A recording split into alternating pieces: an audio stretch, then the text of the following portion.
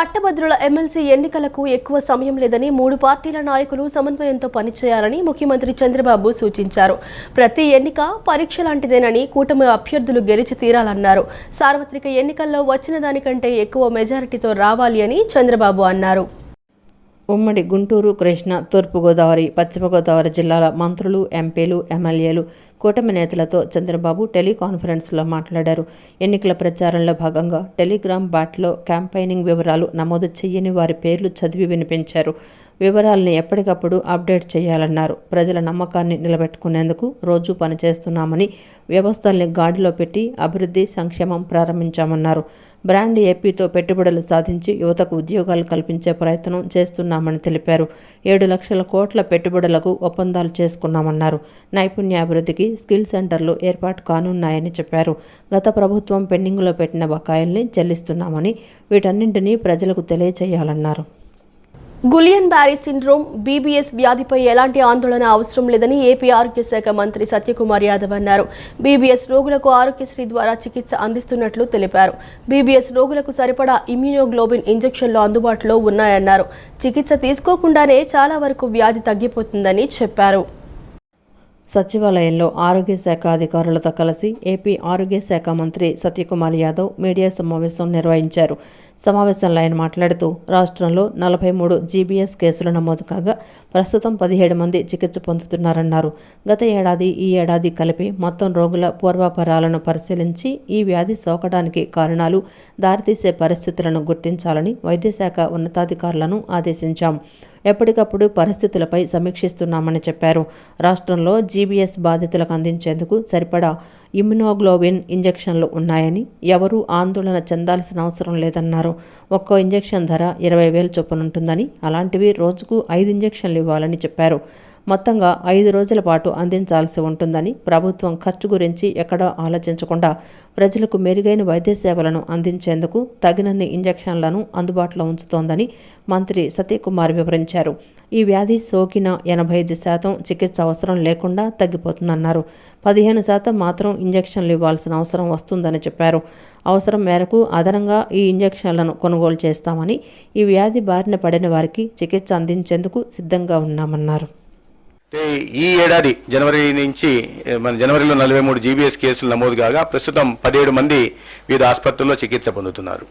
గత ఏడాది నమోదైన జీబీఎస్ రోగుల పూర్వాపరాలని క్షుణ్ణంగా పరిశీలించి వ్యాధి సోకడానికి కారణాలు, దారితీసే పరిస్థితుల్ని గుర్తించాలని వైద్యశాఖ ఉన్నతాధికారులను కూడా ఆదేశించడం జరిగింది. తదనుగుణంగా మేము నిరంతరం సమీక్ష నిర్వహిస్తూ ఉన్నాం.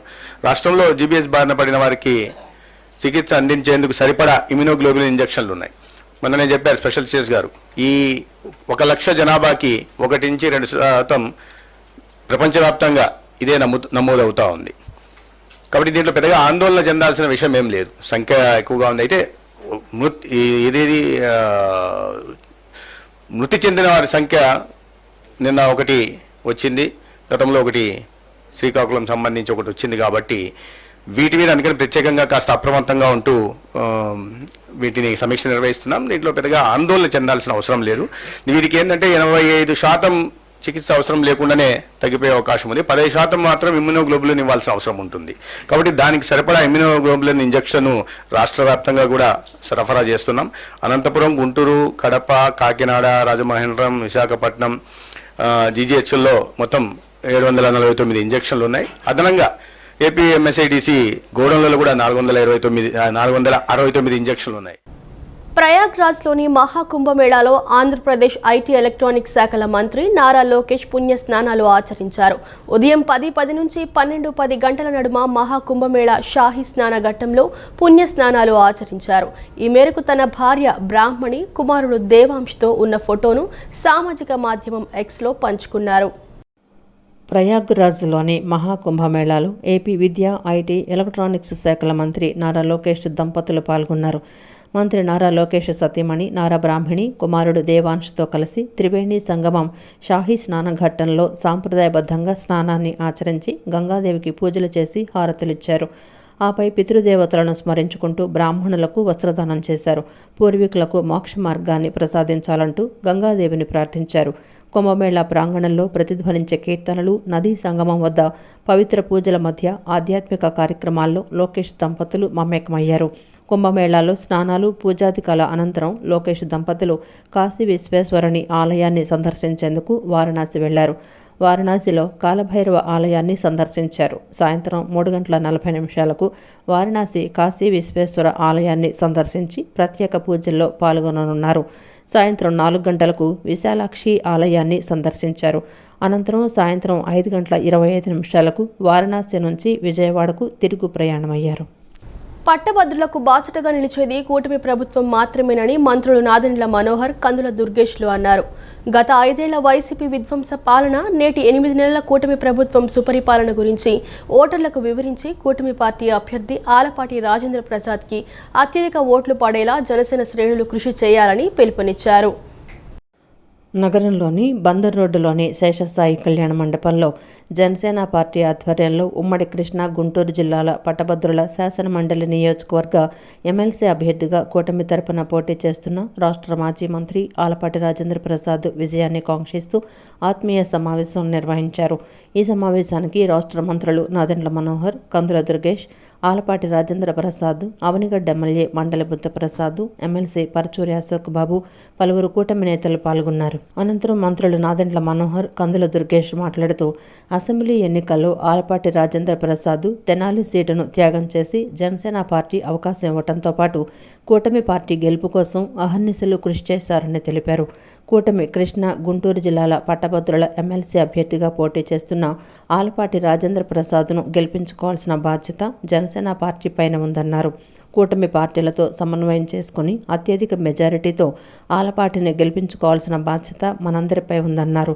గత 5 ఏళ్ల వైసీపీ విధ్వంస పాలన, నేటి 8 నెలల కూటమి ప్రభుత్వం సుపరిపాలన గురించి ఓటర్లకు వివరించి కూటమి పార్టీ అభ్యర్థి ఆలపాటి రాజేంద్ర ప్రసాద్కు అత్యధిక ఓట్లు పడేలా జనసేన శ్రేణులు కృషి చేయాలని పిలుపునిచ్చారు. అందరం కలిసికట్టుగా ఒక చక్కటి కార్యక్రమం విజయవాడలో ఏర్పాటు చేసుకొని రాబోయే రోజుల్లో మా పార్టీ అధ్యక్షులు పవన్ కళ్యాణ్ గారి ఆదేశాల మేరకు క్షేత్రస్థాయిలో ఏ విధంగా మనం సమాయత్తం చేసుకుని సమన్వయపరుచుకుంటూ కూటమి అభ్యర్థి కోసం అందరం కలిసి పనిచేయాల్సిన సందర్భాన్ని అందరికీ కూడా గుర్తు చేయడం జరిగింది. ప్రతి ఒక్కరూ ఒక బాధ్యతతోటి వివిధ శాసన సభలో ఉన్న మా గౌరవ శాసనసభ్యులు, అదేవిధంగా పార్లమెంట్ సభ్యులు, వివిధ అనేక పదవుల్లో ఉన్న మా నాయకులు అందరూ కూడా కలిసికట్టుగా ఈ ఎన్నికల్లో పాల్గొని ఘన విజయం సాధించే విధంగా మా కూటమి అభ్యర్థులందరినీ కూడా ఒక ధైర్యం నింపే విధంగా మేము ముందుకు తీసుకెళ్తాం. ఇక్కడ చాలా సింపుల్, గత 8 సంవత్సరాల నుంచి కష్టాలు ఎదుర్కొంటూ ప్రభుత్వంలో మేము చేసిన అనేక సంక్షేమ కార్యక్రమాలు, అభివృద్ధి కార్యక్రమాలు వివరించుకోవాల్సిన బాధ్యత మా పైన ఉంటుంది. ఏ స్ఫూర్తితోటైతే ఆ రోజున మనం ఎన్నికల్లో విజయం సాధించామో ఆ స్ఫూర్తిని కొనసాగించాలి. ఈ రాష్ట్రంలో రాబోయే 5 సంవత్సరాల పాటు అద్భుతమైనటువంటి పరిపాలన అందించాలంటే జరిగే ప్రతి ఎన్నికల్లో కూడా మన కూటమి అభ్యర్థులు మాత్రమే విజయం సాధించాలనేటువంటి ఏకైక లక్ష్యంతో మనందరం పనిచేయాల్సినటువంటి అవసరం ఉందనేటువంటి మాటని ఈ సందర్భంగా మనవి చేస్తున్నాను. ప్రభుత్వ ఉపాధ్యాయులు, ఉద్యోగులు, పెన్షనర్లకు భరోసా కూటమి ప్రభుత్వంతోనే సాధ్యమన్నారు. 5 ఏళ్ల పాటు రాష్ట్రానికి ఎలాంటి పరిశ్రమలు రాక యువతకు ఉద్యోగ, ఉపాధి అవకాశాలు మృగ్యమై పట్టభద్రులంతా నిరుద్యోగులుగా ఆవేదనకు గురైన పరిస్థితిని మార్చుతూ కూటమి ప్రభుత్వం అధికారంలోకి వచ్చిన 7 నెలల్లోనే 6 లక్షల కోట్ల పెట్టుబడులు సాధించి యువతకు 5 లక్షల ఉద్యోగాలు కల్పించేందుకు కూటమి ప్రభుత్వం కృషి చేస్తోందన్నారు. విద్యావేత్తగా, సీనియర్ నాయకునిగా, పలుమార్లు ఎమ్మెల్యేగా, రాష్ట్ర మంత్రిగా సేవ చేసిన అపార అనుభవం కలిగిన ఆలపాటి రాజేంద్ర ప్రసాద్ గెలుపు కోసం కృష్ణా, గుంటూరు జిల్లాల్లో టీడీపీ, జనసేన, బీజేపీ 3 పార్టీల నాయకులు, కార్యకర్తలు కలిసికట్టుగా విస్తృతమైన కృషి చేసి క్షేత్రస్థాయి ఎన్నికల ప్రచారాన్ని నిర్వహించాలని సూచించారు. మరి 164 సీట్లు ఇచ్చిన ఆ ఎనర్జీ ఏదైతే ఉందో జనసేన, బీజేపీ, తెలుగుదేశం కలిస్తే ఏదైతే ఎనర్జీతో 164 సీట్లు వచ్చినాయో అదే మెజారిటీ, అదే ఎనర్జీ అనేది ఈ రోజున ఎమ్మెల్సీ ఎలక్షన్స్లో కూడా చూపించాలి. ఎందుకంటే ప్రభుత్వం వచ్చే 8 నెలలు అయింది. ప్రజలు మరి ఎంతో ఆశతో ఉన్నారు. అలాగే ప్రత్యేకించి గ్రాడ్యుయేట్ నియోజకవర్గంలో ఉద్యోగులు, ఉపాధ్యాయులు, అలాగే పెన్షనర్స్, ప్రైవేటు వ్యవస్థలో పనిచేస్తున్న ఉద్యోగస్తులు, నిరుద్యోగులు, రైతులు, అలాగే స్వయం ఉపాధి ఆలోచనతో పనిచేసే వాళ్ళందరూ కూడా వారి వారి సమస్యల పట్ల ప్రభుత్వం సానుకూలంగా ఉందనే విషయం మేము ముందుగా స్పష్టం చేయదలుచుకున్నాం. ఈ రోజున ఇక్కడ సమావేశమై వాళ్ళందరి యొక్క ఆలోచన ఒకటే. ఈ రోజున నిరుద్యోగ యువతకి ఉద్యోగ అవకాశాలు కల్పించాలన్నా, ఉద్యోగ సమస్యలు తీరాలన్నా, గత ప్రభుత్వం చేసినటువంటి తప్పుల్ని సరిదిద్ది మరలా గాడి తప్పినటువంటి వ్యవస్థలన్నింటినీ గాడిలో పెట్టాలన్నా, ఈ యొక్క ప్రభుత్వం మీరు ఏ రకమైనటువంటి చారిత్రాత్మకమైనటువంటి 5 కోట్ల ఆంధ్రులు ఏ రకమైనటువంటి తీర్పునిచ్చారో ఆ తీర్పు మరలా ఇచ్చేదానికి ఈ యొక్క విజయం ఒక మంచి సందేశంగా, సంకేతంగా ప్రజల్లోకి వెళ్ళేలాగా మనం ఈ విజయాన్ని చేకూర్చాలని చెప్పి ఈనాడు ఇక్కడ 33 నియోజకవర్గాల యొక్క సమావేశం యొక్క ఆంతర్యం అని చెప్పి సందర్భంగా మనవి చేస్తూ, ఈ రోజున ప్రతిభకి పట్టం కట్టాలి, ప్రత్యర్థులు ఎవరనేది కాదు. ఇక్కడ ఈ రోజున ప్రగతికి పట్టం కట్టాలి, అభివృద్ధికి సోపానం వేయాలి, విజయం తథ్యం, అత్యధిక విజయంతో ఈనాడు ఈ విజయాన్ని చేకూర్చాలని చెప్పి ఈ రోజున ఇక్కడ నిర్ణయం తీసుకోవడం జరిగింది. విజయవాడ కృష్ణలంక ద్వారకానగర్ అగ్ని ప్రమాద బాధితులకు పూర్తిగా కోలుకునే వరకు వారికి అండగా ఉంటామని తూర్పు నియోజకవర్గ ఎమ్మెల్యే గద్దె రామ్మోహన్ హామీ ఇచ్చారు. అగ్ని ప్రమాదం బారిన పడిన నిరాశ్రయులైన 3 కుటుంబాలకు ఎమ్మెల్యే గద్దె రామ్మోహన్ తన సొంత నిధులు ఒక్కొక్కరికి 60,000 చొప్పున 1,80,000 రూపాయల సాయాన్ని అగ్ని ప్రమాద బాధితులకు అందజేశారు. నగరంలోని కృష్ణలంక ద్వారకా నగర్లో అగ్ని ప్రమాదం సంభవించి నిరాశ్రయులైన బాధితులను స్థానిక కూటమి నేతలు కార్పొరేటర్ అడపాశేషు, తూర్పు నియోజకవర్గ ఎమ్మెల్యే గద్దె రామ్మోహన్ పరామర్శించారు. అగ్ని ప్రమాదం జరిగిన తీరుని బాధితులను అడిగి తెలుసుకున్నారు. అగ్ని ప్రమాదం బారిన పడి కట్టుబట్టలతో రోడ్డున పడ్డ బాధిత 3 కుటుంబాలకు ఎమ్మెల్యే గద్దె రామ్మోహన్ తన సొంత నిధులతో ఒక్కొక్కరికి 60,000 చొప్పున 1,80,000 రూపాయలు సాయాన్ని అందజేశారు. అగ్ని ప్రమాద ఘటనకు సంబంధించిన వివరాలను సీఎం దృష్టికి తీసుకువెళ్లి ప్రభుత్వం నుంచి సాయం అందే విధంగా కృషి చేస్తామన్నారు. నాకు బాధ్యత ఉంది వాళ్ళకి హెల్ప్ చేయడానికి, తర్వాత ప్రభుత్వానికి మరింత బాధ్యత ఉంది, సమాజానికి కూడా బాధ్యత ఉంది. అందువల్ల తప్పకుండా వాళ్ళకి జరిగిన నష్టం మొత్తం పూడ్చే వరకు కూడా నేను ముందుకు వెళ్తానని ముఖ్యమంత్రి గారి దృష్టికి ఈ విజువల్స్ అన్నీ కూడా చూపించి ఆయన చేత ఎంతవరకు ఇవ్వగలిగితే అంతవరకు ముఖ్యమంత్రి సహాయాన్ని తీసుకొస్తాను. నేను వ్యక్తిగతంగా ముగ్గురికి 60,000 ఇవ్వడం జరుగుతోంది, 1,80,000 రూపాయలు ఇవ్వడం జరుగుతోంది. అదేవిధంగా ఇమీడియట్గా తక్షణమే ఆ షెడ్ వేయడానికి కూడా అవకాశం ఉంటే దానికి కూడా హెల్ప్ చేయాలనుకుంటున్నాను. ఏదేమైనా కూడా వాళ్ళని ఓదార్చడం జరిగింది. ఆ తల్లులు ముగ్గురు కూడా తీరని బాధతో, ఒక ఆయన అయితే పిల్లడ చదువుల కోసం తెచ్చిన ఫీజులు కట్టాల్సిన వాళ్ళ 2 సంవత్సరాల ఫీజు కట్టడానికి డబ్బులు కూడా అక్కడ కాలిపోవడం జరిగింది. వాళ్ళకున్న చిన్న చిన్న బంగారు వస్తువులు అవి కూడా టోటల్గా మొత్తం వాళ్ళకున్న ఎసెట్లన్నీ కాలిపోయాయి. ఖచ్చితంగా వాళ్ళని ఇది ఓదార్చడానికి చెప్పే మాటలు కాదు, ఖచ్చితంగా వాళ్ళకి పూర్తి న్యాయం జరిగే వరకు కూడా నేను బాధ్యత తీసుకుంటానని తెలియజేస్తాను. అనంతరం కార్పొరేటర్ అడపాశేషు మాట్లాడుతూ, రాత్రి అగ్ని ప్రమాదం సంభవించి 3 కుటుంబాలు రోడ్డున పడడం చాలా బాధాకరమన్నారు. తన వంతు బాధ్యతగా 3 కుటుంబాలకు 5,000 రూపాయల చొప్పున మొత్తం 15,000 రూపాయలు సాయం అందిస్తానని తెలిపారు. పూర్తిగా దగ్నం అయిపోయినటువంటి పరిస్థితి. మరి ఉన్నటువంటి 3 కుటుంబాలకు కూడా పూర్తిగా ఇటు ప్రభుత్వ సైడ్ నుంచి కానీ మా సైడ్ నుంచి కానీ వాళ్ళకి ఎటువంటి ఇబ్బంది లేకుండా, అట్లాగే ఇప్పుడు కూడా ఎమ్మెల్యే గారు కూడా వచ్చి చూడటం జరిగింది. ఆయన కూడా ఆర్థిక సహాయంగా ఆయన వంతు ఒక కుటుంబానికి ఒక 60,000 అనౌన్స్ చేయడం జరిగింది. అట్లాగే మా నుంచి ప్రతి కుటుంబానికి ఒక 5,000 రూపాయల చొప్పున మేము ఇవ్వటం, ఆ ఒక కుటుంబాలకు 3 కుటుంబాలకు కూడా ఎటువంటి ఇది లేకుండా అందరం కూడా వాళ్ళకి ఆర్థికంగా సహాయం చేస్తామని, వాళ్ళ ఒకరు కూడా అధైర్యపడొద్దని, పిల్లలు కట్టుబట్టలతో సర్టిఫికెట్లతో ఉన్న డబ్బులు చిన్న చిన్న బంగారం అన్నీ కూడా పూర్తిగా దానమైనటువంటి పరిస్థితి. వాళ్ళందరినీ కూడా మేము అందరం కలిసి ఆదుకుంటామని చెప్పి మీ ద్వారా నేను తెలియజేస్తాను. అనంతరం బాధితులు మాట్లాడుతూ, తాము నిద్రిస్తున్న సమయంలో అగ్ని ప్రమాదం సంభవించి సర్వస్వం కోల్పోయామని, కట్టుబట్టలతో రోడ్డున పడ్డామని బాధితులు కన్నీటి పర్యంతమయ్యారు. తమని ఆదుకోవడానికి ముందుకొచ్చిన ఎమ్మెల్యే గద్దె రామ్మోహన్కు బాధితులు ధన్యవాదాలు తెలియజేశారు. అదే కరెంటు వైర్లు అరుపుతాయినాయండి. మేము చూసేపాటి కొద్దిగా అంటుకుంది. ఆర్పుదామని చూస్తాం, ఒకవైపు అరిపితే ఇంకోవైపు మొత్తం అయిపోయింది. ఇంకా మనుషులు లాలు ఉండకుండా బయటకు వచ్చేసాం. అలా కాలుతుంటే చూస్తూ ఉన్నాం. మనుషులు మిగిలినవన్నీ ఇప్పుడు రోడ్డు మీద నిలబడిపోయాం. ఆయన గద్దె రామ్మోహన్ గారు మాకు సహాయం చేయాలని కోరుకుంటున్నాం. ఆయన నమ్ముకున్నామండి. నడి రోడ్డు మీద నిలబడిపోయాం. మా వస్తువులు కాదు, ఈ కూడా వేరే వాళ్ళని అడిగి తీసుకొని వేసుకున్నాం. మొత్తం అన్నీ అండి. ఇల్లు కూడా ఒకసారి చూసుకోండి కావాలంటే. పిల్లలతో బాగా చూడకపోతే మేము కూడా సవాలు అయిపోయాం సార్. మొత్తం అన్ని బూడిదైపోయాయి సార్. ఏదో ఒకటి చెయ్యాలి సార్. పిల్లడు చూడకపోతే మేము కూడా చచ్చిపోయారు సార్. అసలు ఇల్లు మొత్తం అన్ని కాలిపోయాయి. ఏదో మీరు సాయం చేయండి.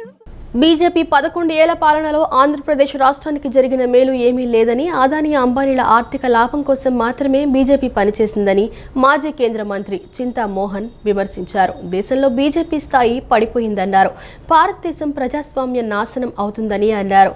ఈవీఎంల మూలంగానే బీజేపీ గెలుస్తుందని ఆయన పునరుద్ఘాటించారు. విజయవాడ గాంధీనగర్ ప్రెస్ క్లబ్లో మాజీ కేంద్ర మంత్రి చింతామోహన్ విలేకరుల సమావేశం నిర్వహించారు. సమావేశంలో ఆయన మాట్లాడుతూ, తిరుపతిలో ఈరోజు మహారాష్ట్ర ముఖ్యమంత్రి టీటీడీ దర్శనానికి వెళ్తున్నారని, అయితే ఆంధ్రప్రదేశ్, గోవా సీఎంలు ఈ కార్యక్రమంలో పాల్గొనేందుకు వెళ్లాల్సిన అవసరం ఏమిటని ప్రశ్నించారు. మహారాష్ట్ర సీఎంకు ఆంధ్రప్రదేశ్లో శానిటేషన్ కాంట్రాక్టు కావాలి కాబట్టి ఆయన రాష్ట్రానికి వచ్చాడని, ఆయనతో మాట్లాడేందుకు ఏపీ ముఖ్యమంత్రి వెళుతున్నాడని విమర్శించారు. దేశంలో బీజేపీ స్థాయి పడిపోయిందని, ప్రధాని మోడీ విదేశీ పర్యటనలు చేస్తూ చిన్న చిన్న నాయకులను కలుస్తున్నారని వ్యాఖ్యానించారు. సుప్రీంకోర్టులో ఈవీఎంల జడ్జిమెంట్ కోసం కూడా 500 కోట్లు లావాదేవీలు జరిగాయని ఆరోపించారు. కూటమి పాలనలో ఆంధ్రప్రదేశ్లో అభివృద్ధి ఎటుపోతోందన్నారు. రాష్ట్రంలో శ్రీకాకుళం నుంచి రాజమండ్రి వరకు అభివృద్ధి లేదన్నారు. చంద్రబాబు ప్రకటించిన సూపర్ 6ని చూసి ప్రజలు ఓట్లు వేయలేదని, జగన్ను చూసి భయపడి మళ్లీ వస్తే రాష్ట్రం నాశనం అవుతుందని భావించి ఓట్లు వేశారన్నారు. కానీ రాష్ట్రంలో అభివృద్ధి మాత్రం యథారాజా తథాప్రజగా మారిందన్నారు. ప్రత్యేక విమానంలో మన రాష్ట్ర ముఖ్యమంత్రి వెళుతున్నాడు మధ్యాహ్నం. ఆలయాల, ప్రపంచ ఆలయాల అభివృద్ధి, దాంట్లో ఆర్థికం ఏంది? ఏదో శానిటేషన్ వర్క్ ఆంధ్రప్రదేశ్ రాష్ట్రంలో కావాలి ఒక వెధవకి. ఫడ్నవీస్ అనేవాడు స్థాయి దిగజారిపోయింది. ఇక్కడ ముఖ్యమంత్రి స్థాయి, భారతీయ జనతా పార్టీ ముఖ్యమంత్రి స్థాయి అడుగును పడిపోయింది. అడుక్కొని తినేదానికి వచ్చాడు. మన రాష్ట్ర ముఖ్యమంత్రి గారు ఆహ్వానం మేరకు అక్కడికి వెళ్ళాడు. ఇక్కడ ఇష్యూ కాంట్రాక్టు, ఆర్థికం. ఖండిస్తున్నా ఆంధ్రప్రదేశ్ రాష్ట్ర వైఖరిని. ఏంది మీరు చేస్తుండేది? ఏమి చేస్తున్నారు మీరు? అప్పులు జరుగుతున్నాయి, జాగ్రత్త అని తెలియజేస్తున్నాను. ప్రధానమంత్రి మొన్న అమెరికాకి వెళ్ళాడు. ఎందుకు వెళ్ళాడు? ఆర్థికం. ఏంది ఆర్థికం? అదానీ కేసుల్లో తప్పించేదానికి వెళ్ళాడు భారతదేశ ప్రధానమంత్రి నరేంద్ర మోడీ. ఏం చేశావు? ఇందిరాగాంధీ వెళ్ళింది అమెరికాకి, ఎవరిని కలిసింది? అధ్యక్షుడినే కలిసింది. రాజీవ్ గాంధీ వెళ్ళాడు, అధ్యక్షులనే కలిశారు. మన్మోహన్ వెళ్ళాడు, పివి వెళ్ళాడు, మరి అందరూ వెళ్ళారు. ఈ రోజు నువ్వు వెళ్ళి పనికి మాలిన వాళ్ళను కూడా ప్రధానమంత్రి కలుస్తాడా? మహాశివరాత్రి బ్రహ్మోత్సవాలకు ముఖ్యమంత్రి చంద్రబాబు నాయుడును బ్రహ్మరాంబ మల్లికార్జున స్వామి ఆలయ ఈవో ఎం శ్రీనివాసరావు, పండితులు, శ్రీశైలం ఎమ్మెల్యే బుడ్డా రాజశేఖర్ రెడ్డి ఆహ్వానించారు. శ్రీశైలం మహాక్షేత్రంలో ఈ నెల 19వ తేదీ నుంచి మార్చి 1 వరకు మహోత్సవాలు జరుగుతున్నాయని సీఎంకు తెలిపారు. బ్రహ్మోత్సవాలకు రావాలని సీఎం చంద్రబాబును ఆహ్వానించారు. ఈ సందర్భంగా సీఎంకు ఆలయ పండితులు స్వామివారి ప్రసాదాన్ని, చిత్రపటాన్ని అందించి ఆశీర్వదించారు. కేంద్ర పరిపాలనా ట్రైబ్యునల్ క్యాట్ సర్క్యూట్ బెంచ్ను విజయవాడ ఆటోనగర్లోని స్టాలిన్ కార్పొరేట్ భవన్లో ప్రారంభించారు. CAT chairman justice Ranjit Vasantrao More, CAT సభ్యులు శాలిని మిశ్రా వర్చువల్గా కార్యక్రమంలో పాల్గొన్నారు. Hyderabad CAT HOD, judicial member doctor Lata B Patne, administrative సభ్యులు కౌముది, రిజిస్ట్రార్ నవీన్ కుమార్ సహా ఇతర అధికారులు హాజరయ్యారు. రాష్ట్రంలో ఇప్పటివరకు సర్క్యూట్ బెంచ్ లేకపోవడంతో రాష్ట్రంలోని ఉద్యోగులు, అఖిల భారత సర్వీసు అధికారులు సర్వీసు పరమైన అంశాల్లో న్యాయం కోసం ఢిల్లీలోని ప్రిన్సిపల్ బెంచ్ను లేదా హైదరాబాద్లోని క్యాట్ను ఆశ్రయించాల్సి వచ్చేది. ప్రతి నెల 3వ వారం 5 రోజుల పాటు విజయవాడలోని క్యాట్ సర్క్యూట్ బెంచ్ అందుబాటులో ఉంటుందని ఈ bench incharge doctor Lata B Patne తెలిపారు. విజయవాడ బెంచ్ అన్ని రకాల సదుపాయాలతో ఏర్పాటైందని అన్నారు.